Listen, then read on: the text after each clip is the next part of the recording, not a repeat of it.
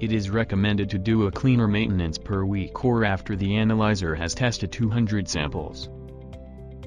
Press shutdown on the main screen. A box will pop up.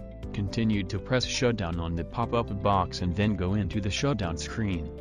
Press start on the shutdown screen and a progress bar will appear.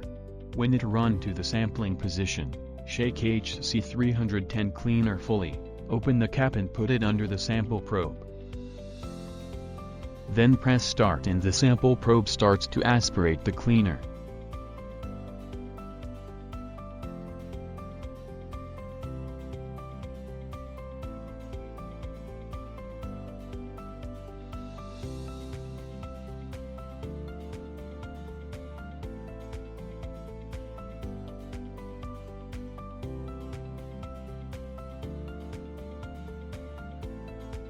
After the progress bar runs out, press confirm and the screen will turn black, and then press on /off button until the background light also turns black.